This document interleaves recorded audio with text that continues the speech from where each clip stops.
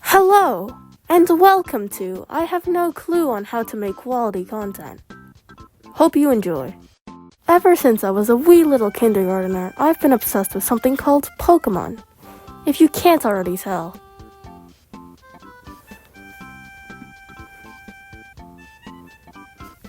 So after watching an ungodly amount of anime and playing a bit too much Pokemon games, I got the chance to visit Japan, the motherhood of all those things. So without further ado, allow me to take you down this rabbit hole, which was my 2-week trip to Japan. While we were waiting for our flight, I had fun taking pictures and videos of the Cinderace plush I brought. If you can't tell already, Cinderace is my favorite Pokemon.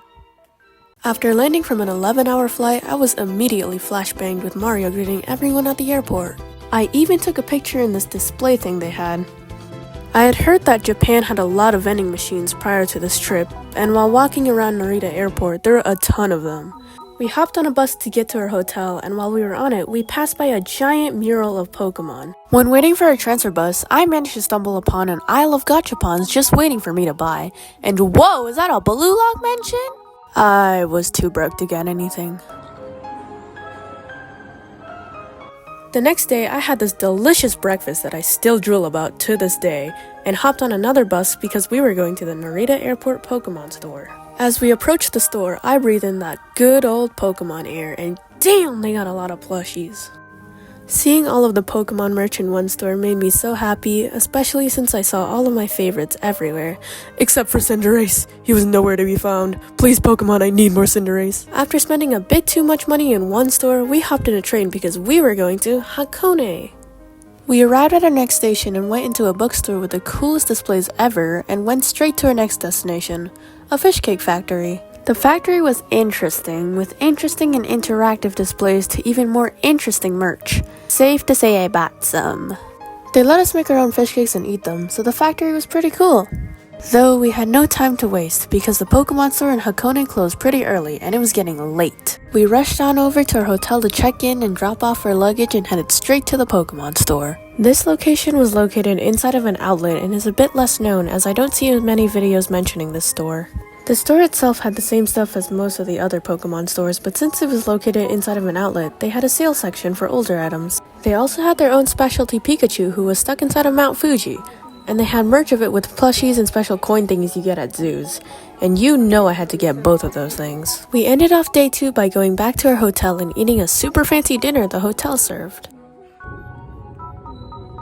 We started off day 3 by waking up bright and early and eating another absolutely mouth-watering hotel breakfast. It was also here that I tried natto for the first time.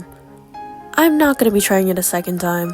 We left the hotel and continued with our morning by driving up a foggy and windy mountain, which apparently had a really good view up there. I think you can tell by this footage that the view was indeed very crystal clear. Crystal clear indeed. Also, when I say it was windy up there, I mean it. People, including me, were being pushed back by the wind, and when I opened the car door to get out, the wind pushed me back into the car. It was absolutely insane.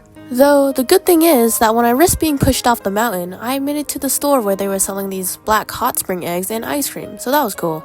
We checked into our new hotel and changed into our swimsuits because my mom had planned to go to a hot spring theme park where you could bathe in coffee or even wine pools. When I was waiting for a room, I noticed a sign with Blue Lock characters on it advertising something, but obviously I didn't know what it was since I couldn't read Japanese. So you can imagine my surprise when I saw Reo Mikage staring at me as I walked into the facility. The hot springs were super creative, having the wine and coffee pools I mentioned earlier, as well as tea and sake pools. The Blue Lock collaboration part of this was basically just cardboard cutouts all over the theme park, and a tiny area with mini pools labeled Blue Lock. They also had collab merch and claw machines. Day 3 was packed since we had to drive to Shibuya first thing in the morning to go to the Nintendo store and see the famous Mewtwo at the Shibuya Pokemon Center. After walking around for a while and spending way too much money in one store, and also seeing the most cursed Pikmin item I've ever seen in my life, we went to go design our own shirts at the Pokemon Design Lab. The Design Lab is an exclusive to the Shibuya Pokemon Center, and it lets you design your own custom t-shirt with different stickers provided for around 40 USD. Here you can see me designing a Clefairy themed shirt, and I think it came out pretty cool. We had no time to waste and had to leave my mom to pick up the shirt because we had a reservation at the Kirby Cafe and could not be late. Luckily, we made it on time, and while walking to the Kirby Cafe, we passed by a Fruits Basket collab cafe. We arrived at the Kirby Cafe, and I took a picture in the display before we were seated. The interior was drop-dead gorgeous, with even wispy woods watching you eat. There were many options on the menu, ranging from pizzas to burgers and even curry. We settled on Kirby's roast beef bowl and waddled Dee's burger and meat pasta, along with 3 of the drinks, being 2 fruity sodas and a hot chocolate with a little Kirby marshmallow. For dessert, we had to try the famous Kirby pudding cake, and I am proud to say it was very jiggly. After browsing the merch store, we continued shopping at Skytree by going to the Sanrio store, the Pokemon Center Skytree where Rayquaza breaks out of the ceiling, and buying another exclusive Pikachu, the Doraemon pop-up shop, a strawberry dessert theme store selling strawberry tangulu, and the Ghibli store where there was a giant cat bus on display. I wanted to mention that 90% of the time spent at Skytree, I was busy playing this Pokemon arcade game called Pokemon Mesastars. This game worked by giving you chips of different Pokemon, and you can use them to fight a big boss battle at the end for a special chip. People would go crazy for this game. This little Japanese boy and I paired up to beat a Rayquaza raid, and obviously we won. The next few days were jam-packed, with us going to Sunshine City to visit the Pokemon Center Mega Tokyo, as well as the Pokemon Go Lab.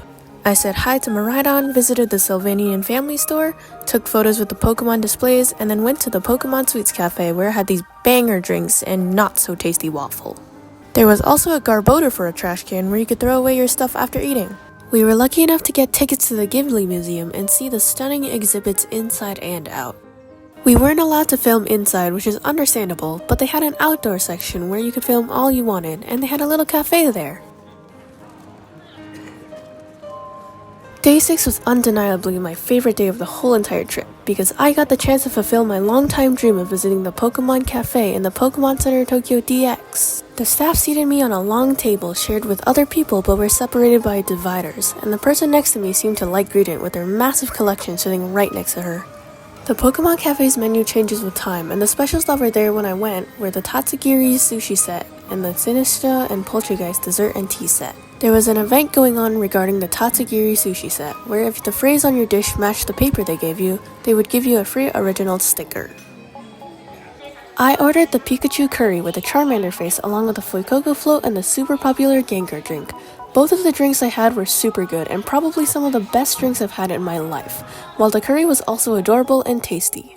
I took a ton of photos with my Charmander and Cinderace, and there was a Chef Pikachu mascot that would come out and perform for everyone. Since I ordered 2 drinks, they gave me 2 coasters, one with a mouse hold and one with the Tatsugiri. For dessert, I had to try their special dessert set, and was very happy to see a Rowlet ice cream that was in fact very delicious and tasted like some sort of hazelnut. I wrapped up my visit by spending way too much money at the Pokemon Center, and met up with my family to do random things like eat at a McDonald's and try to win this giant mound of Bulldog noodles in an arcade.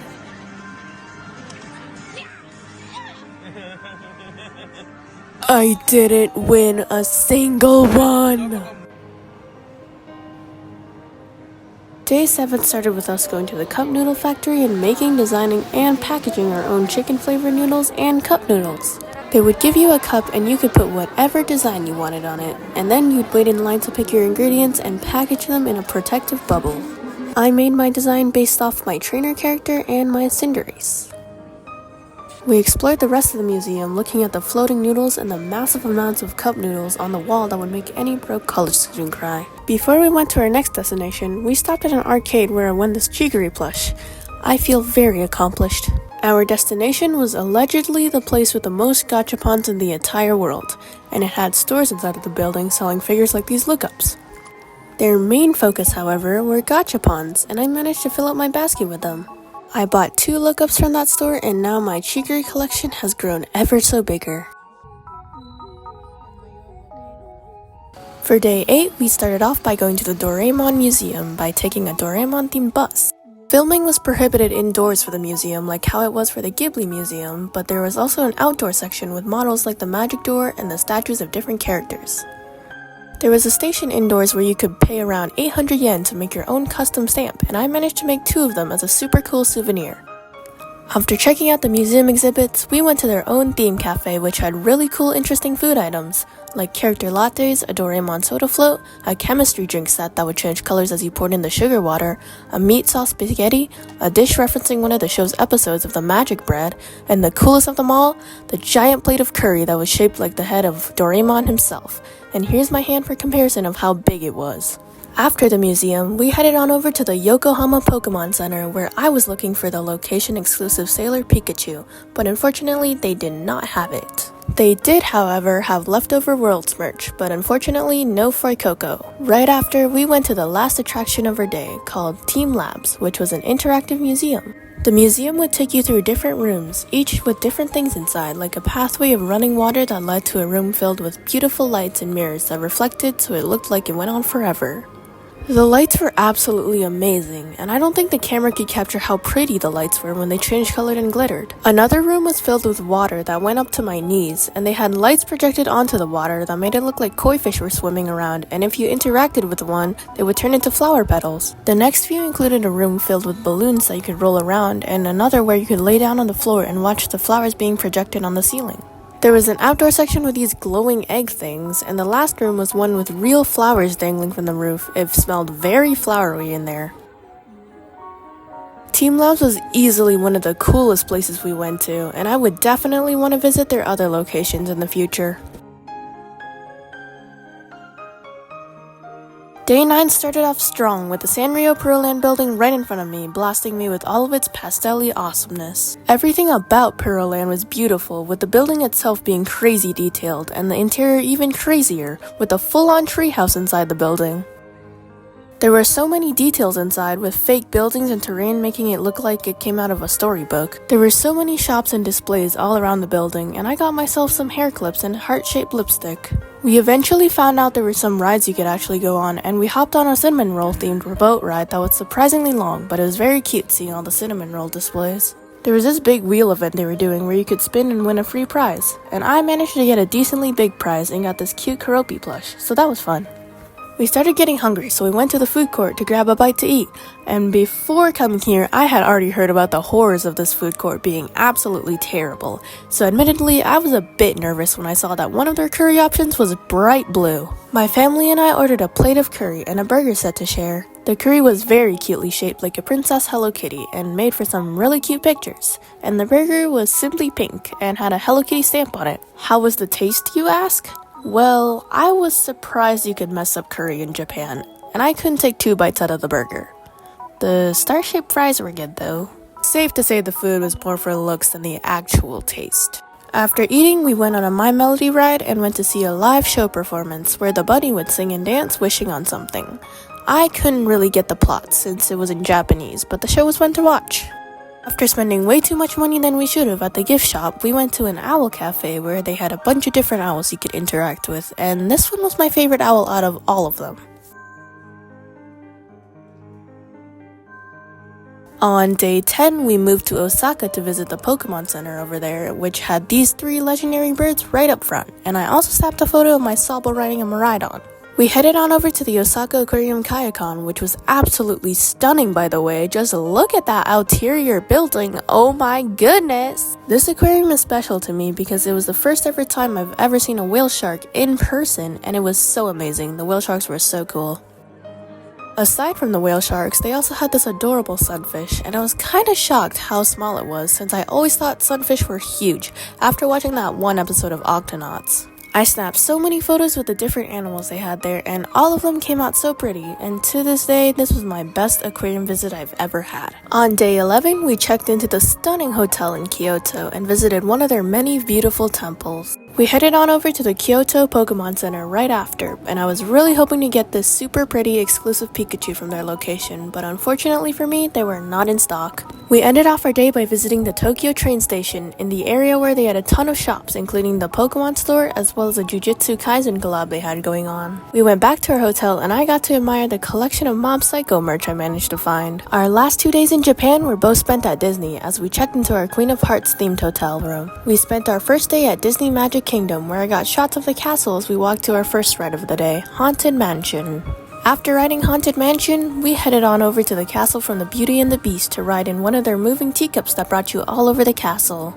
The animatronics on this ride went super hard, like the dining table with all the food, and just look at this prince transformation. Oh my gosh!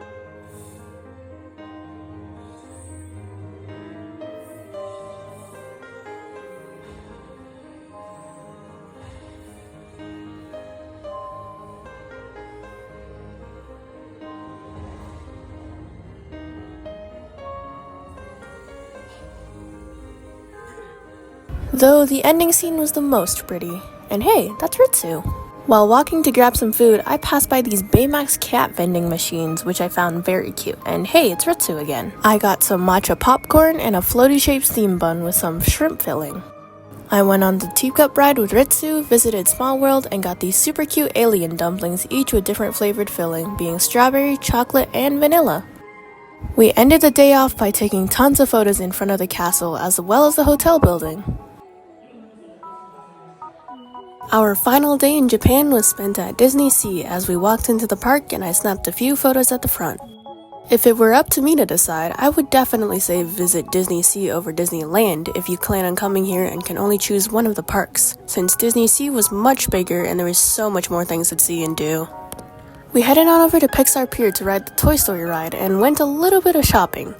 We also had this really good seashell ice cream, which was like sea salt vanilla with a really good strawberry jam. My gosh, it was so good, I need more. After that, we went to a place where you could drive your own ship for 100 yen and moved on to the Little Mermaid's castle. This place was majestic, and frankly, my camera quality does not do this place justice. The lighting made it look so underwatery and it worked so well with the lights. I went on this jellyfish ride which brought you up and down, so I got a full view of the place on the jellyfish. We then went over to a submarine ride, which I can't lie was a bit terrifying since I couldn't tell if we were actually underwater or not, as well as a really dark atmosphere which made footage look like this. We got some food, I got this folded pizza thing, and we moved on to Fantasy Springs.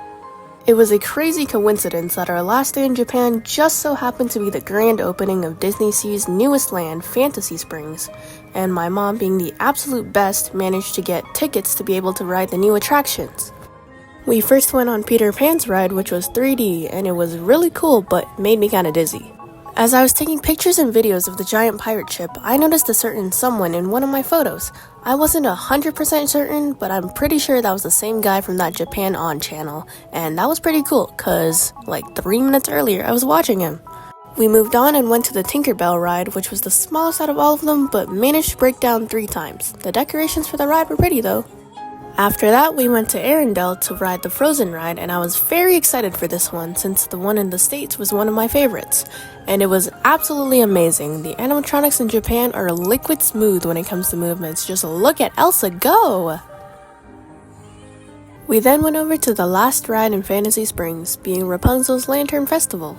This ride was boat on water style, and it took you through the events that happened in the movie and with super cool animatronics. My favorite part of the ride was Rapunzel's glowing hair and the main event of the Lantern Festival. We finished up our day by riding the Dumbo ride, watching the Genie show, and eating dinner before going back to our hotel for one more night. The following morning, we headed straight to the airport where I saw these cool Pokemon prints on the window, and we went to grab our last meal in Japan, as well as one last-minute souvenir, before boarding the plane and officially ending our 2-week-long Japan trip. Hello! Thank you for watching to the end of this video, or maybe you skipped all the way here. I hope not. Either way, thank you so much for clicking on this video and watching me out for 20 minutes straight. This is my first time creating a full-fledged, fully edited video, and boy did I take a long time. I went on this trip in the summer of 2024, and by the time I post this, it would have been a full year since then. I appreciate the support of you watching this video and would love it if you continue to support me as I plan on making even more videos in the future. Making videos is something I've always wanted to do, and getting the opportunity to make them on an experience I was given a chance to have is amazing. So I hope you'll stay and continue to support me in the future. Thank you!